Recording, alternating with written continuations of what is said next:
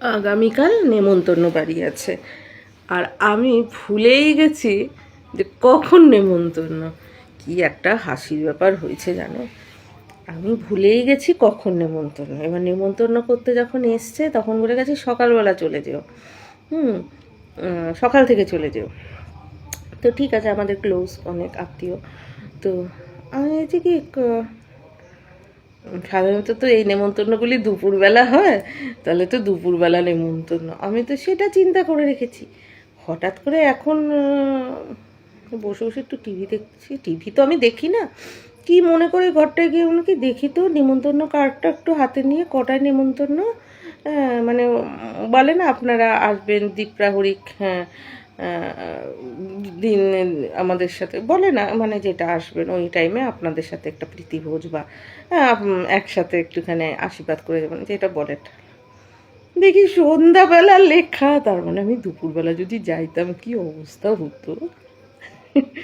যদিও বলেছে সকালবেলা চলে যাবেন, তার মধ্যে আবার লিখে আছে কোনো লেখা আছে কোনো ওই উপহার নেবেন না, সেখানে ফাঁকা হাতে কইসে এমনিতেই সন্ধ্যাবেলা, মানে নেমন্তন্ন লেখা হচ্ছে সন্ধ্যাবেলা, সেখানে যদি আমি দুপুরবেলা চলে যেতাম, তার মানে উইদাউট মানে তার সাথে যদি আবার উইদাউট গিফট, অবশ্য গিফটটা না নিতে ওনারাই লিখেছে, মানে একদম লিখেই দেওয়া, একদম প্রিন্ট করেই লিখে দেওয়া কোনো উপহার আনবে না আপনাদের ওই যে আশীর্বাদটাই। আজকাল এসব করলে খুবই ভালো জিনিস, আমি আমাদের জন্য বলছি না, সবার ক্ষেত্রেই সুবিধা হয়। বা এটা একটু দৃষ্টান্ত মতো লক্ষণীয়, আর মানে শেখার মতো, এটা করাই উচিত আমি মনে করি। তারপরে নিজেরা নিজেরা কে কী দিল সেটা পরের কথা, যে অনুষ্ঠানটা সেইভাবে যে মানে সবাই না গিফট নিলে নিজের প্যাটার্নেই ফেলে দেয়, হ্যাঁ বলবে ওই তো গিফট নিয়েছে গিফট নিয়েছে, মানে ধরো এরা যেমন ধরো অনেক উঁচু জায়গার থেকে এসছে, কিন্তু গিফট টিফট দিয়ে বলবে কি ওই তো আমাদের ওকেও ওই গিফট দিছি, ওরেও ওই গিফট দিছি, পাড়া পড়শি বলে যে একতালে ফেলে দেবে সব। হ্যাঁ, তার চেয়ে আমি গিফটই নেবো না, আসো খাও দাও ঠিক আছে, সে 4টে মিষ্টি খাওয়া 2টো মিষ্টি খাওয়া তবুই আছে, আমি গিফট নেওয়ার পক্ষপাতী না। হ্যাঁ, আশীর্বাদ করে এটাই, গিফটিংটা বন্ধ করে দেওয়া উচিত। অনেক কিছু কারণেই গিফটিংটা বন্ধ করে দেওয়া উচিত, কারণ তারপরে এসে আবার জিজ্ঞাসা করো তুই কটা পাইছিস গিফট, আমরা তো এই কটা পাইছি। খুব বাজে ব্যাপার হয়ে যায় জিনিসটা, বুঝেছো তো, কারণ পাড়াগা তো পাড়াগায় এই নেচারটা আছে, কে কটা গিফট পেলো সেটা নিয়ে তুলনা করা, মানে খুব বাজে ব্যাপার এই জিনিসগুলো। এই জন্য আমার মাও, আমার এক দাদার বিয়ে হয়েছিল, আমাদের বাড়িতে বউ ভাত হয়েছিল হালকা করে, আমার মা একদম সবাইকে বলে দিয়েছিল কিচ্ছু আনবেন না হাতে করে, কিচ্ছু না। আর আমার মা তো ঠেলা ঠেলি কাউ মাও কিচ্ছু করতে পারে না। হ্যাঁ, আমার মা পরিষ্কার বলে দিয়েছিল নো গিফট, শুধু আপনারা আসুন, দুটো ডাল ভাত খাবেন, ওদের সাথে একটু সময় কাটাবেন, চলে যাবেন। মানে চলে যাবেন মানে কি, মানে চলে যাবেন মানে সময় কাটি। তবু অনেকে দিয়েছিল যারা খুব ক্লোজ আত্মীয়, কয়েকজন মামি দিয়েছিল একটা, সে যেরকম হোক, হ্যাঁ। আবার অনেকে সে হয়েও একেবারে ঝাড়া হাত পায়ে এসেছিল, তো এসেছে খেয়েছে, বলাই হয়েছিল যে ছেলে মেয়েকে যে আমরা কিন্তু গিফটের ওই করবো না, তোমাদের যা কেনা তোমরা নিজেরা মানে উইদাউট যাদেরকে ইনভাইট করা হয়েছে তাদের কাছে কোনো, যারা আসবে ইনভাইট করা হয়েছে তাদের কাছ থেকে কোনো কিছু এক্সপেক্ট করবে না, নিজেরা কিনবো, কিন্তু কেনা হবে, মানে বাড়ির লোক মিলে কিনলাম, যার যেটা শখ হয়েছে সেই শাড়ি বলো গয়না বলো ওই, কিন্তু কোনো কিছু গিফট দিয়েছে না হাতে করে এটা করবে না, আমাদের বাড়িতে কিন্তু কোনো গিফট চলবে না। তো ঠিক আছে, সেটাই, আমাদের বাড়িতে কিন্তু গিফট চলেনি, কোনো সময় কোনো গিফট চলেনি। তারপরে অনেকের বাড়িতে যেমন ছেলেমেয়ের বড় করে জন্মদিন করা, আমাদের বাড়িতে কখনোই হয়নি, কিন্তু অনেক বেশি বাচ্চা কাচ্চাকে ডেকে এনে এটা ওটা করা হতো, কিন্তু ওরা এনে আমাদের গাছেরই পাতাবাহার গাছ ছিঁড়ে একটা কিছু দিয়ে বা একটা পাতা দিয়ে এমন করে আমাকেও হ্যাপি বার্থডে জানাতো, তখন অনেক ছোট ছিলাম। সেই মা সবাইকে বসিয়ে পুচকি বাচকা পুচকি বাচ্চা মানে কি আমার সঙ্গী সাথী বসিয়ে বসে আগেকার দিনের যে জন্মদিন, এখন তো পাতের মধ্যে এই দেয় ওই দেয়, কেক কাটে, হেনা কাটে, কেক কাটতেই পারে, বা খাবার মানে একেবারে নেমন্তন্ন। আমাদের তো সেরকম করতো না, কি সুন্দর সুন্দর করে খাওয়াতো, সবার পাতে পাতে মানে সবাইকে একটা করে প্লেট বাড়া হতো, তারপরে দেওয়া হতো। আর আসার পরে অনেকে তো বাড়ি ফেরত গিয়ে আবার আর একটা ভাই হয়তো আছে তার, সে ঠাকুমা সহ কোলে করে নিয়ে আইছে, নিয়ে যেতে। আগে এই জিনিসগুলো না ছিল, খুব ভালো লাগতো। এই হয়েছে আমার বাবার সময়ও, যেমন বাচ্চাদেরকে খাওয়ানো হয়েছে, সেখানে বড়রা বলেছে আমরা এমনিতেই খাবো না। বাবা খুব ছিল তো সবার সাথে, মানে বাবার বন্ধুরা বলেছে আমরা খেতেই পারবো না, আসতেই পারবো না। ওনার পারলৌকিক ক্রিয়া ভাবাই যায় না, সেদিনকে অব্দি ভদ্রলোক আমাদের সাথে। তো সেইভাবে বুঝেছ, নো গিফট একেবারে। তো ওরও দেখি নো গিফট। তো সেই আমি ভুলে গেছি টাইমিংটা, কোন টাইমে যাওয়া। আমার মা বলছে দুপুরে চলে যাবি তুই। কেন দুপুরে কি ওর, আমি জানি দুপুরে তো ওদের নিজস্ব কাজকর্মগুলো আছে না, ওই যে বিভিন্ন ওই যে ধর্মীয় কাজগুলো করবে, বলে কি দাদা কি সব ফাঁকা পেটে করবে নাকি? ওইখানে যা হয় দুপুরের খাবার খেয়ে চলে আসবি, সন্ধ্যাবেলায় ঝড় বৃষ্টি বাদলা, কখনো আকাশ দেখলে বোঝা যায় না। এটাও ঠিক কথা, আকাশটা দেখলে বোঝা যায় না, রাতের আকাশ তো বোঝা যায় না কিরকম হচ্ছে। আর ঘরের ভিতরে অনুষ্ঠান, এখন তো অনুষ্ঠান বাড়ি ভাড়া করে স্বাভাবিক, ভেতরে বন্ধ থাকবে, এসি থাকবে, সুতরাং জানলা দরজা বন্ধ থাকবে, ঘরের ভিতর একদমই বোঝা যাবে না যে বাইরে কি হচ্ছে।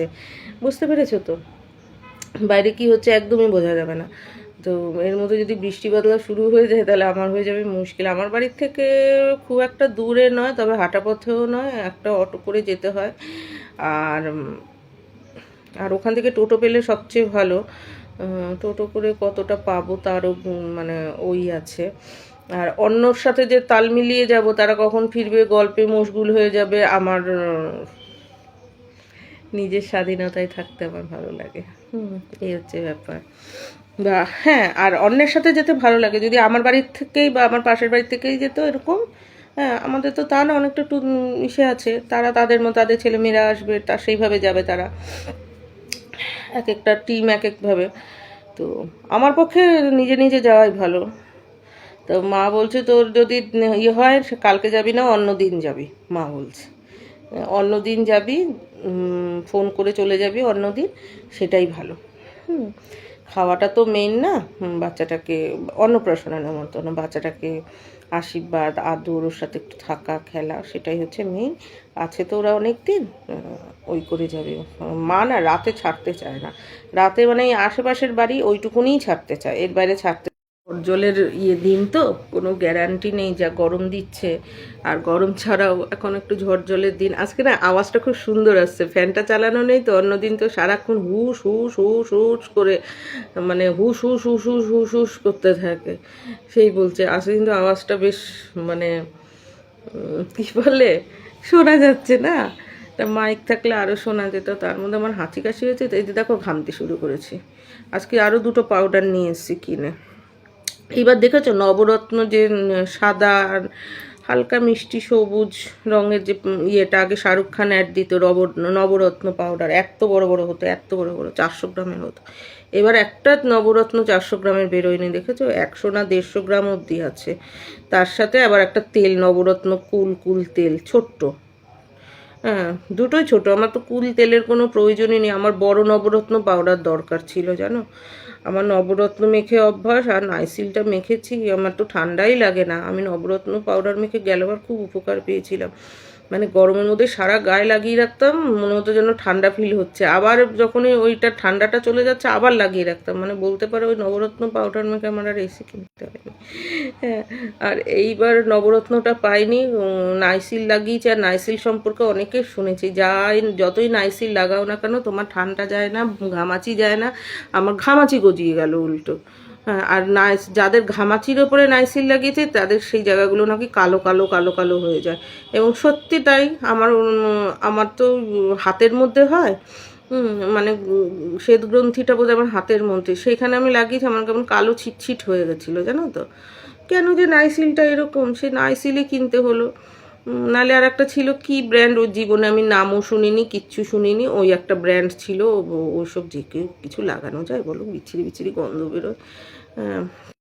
আর সে কি বলে পন্সের নাকি বেরিয়েছে অ্যাড দেখায়, আর ওনারা বলে কি দোকানদার, হ্যাঁ পন্সের ছিল এখন আর চলে না বলে বন্ধ হয়ে গেছে। আমি যে ধন্য উল্টে আমি অ্যাড দেখছি নতুন সবুজ রঙের পন্স, হাতটা ছুঁড়ে মারছে, একটা শাটার বন্ধ করে দিচ্ছে মেয়েটা, গরমের জন্য চোখে রোদ আসে, মানে শরীর পুড়ে যাচ্ছে, বান্ধবীটার সঙ্গে সঙ্গে শাটার খুলে দিচ্ছে, খুলে বলছে পন্স মাখো, পন্স মেখে ও আরও রোদটার মধ্যে দাঁড়িয়ে দেখাচ্ছে। একটা এরকম না দেখবে পন্সের একটা, হ্যাঁ তার মধ্যে লেমন, মানে একটা লেমন ফ্রেশ আসবে, আর ওই যে মানে আইস ফিলিং আসবে।